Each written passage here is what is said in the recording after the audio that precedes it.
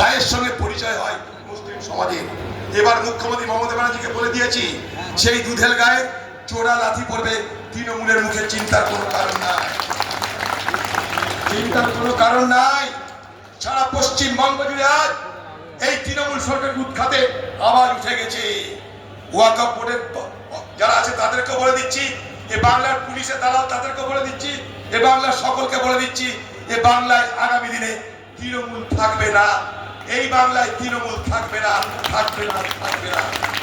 তাই আমি আমার বক্তব্য শেষ করার আগে শুধু একটা কথা বলতে চাই, ওয়াকফ সম্পত্তি অপব্যবহার যেমন আমরা চাই না, ওয়াকফ সম্পত্তিকে কেড়ে নেওয়ার কোনো প্রয়াস আমরা রুখবো। ये नापाक इरादे को हम हर संभव रोकने के लिए प्रयास कर रहे हैं। आप लोग हमें मदद कीजिए, यही आप सब से हमारा उम्मीद है। वाकफ की ये मिट्टी, वाकफ की मिट्टी बरकत की सौगंध एक निशानी है। वाकफ की मिट्टी बरकत की एक सौगंध निशानी है। ये धरा नहीं से, ये सिर्फ धरा नहीं बल्कि ये सारे दुआओं की एक जुड़ती हुई एक कड़ी है।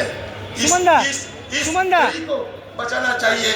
ये वाकफ মুসলিম সমাজের ধর্মীয় সাংস্কৃতিক অধিকারী নয়, এটা গণতন্ত্রের স্বীকৃত ভারতবর্ষের অন্যান্য ধর্মের মানুষের মতো এই ধর্মের মানুষেরও ন্যায্য অধিকার। সে অধিকারের দাবিতে আমাদের আন্দোলন, আমাদের লড়াই, আমাদের প্রতিবাদ, আমাদের ডেপুটেশন।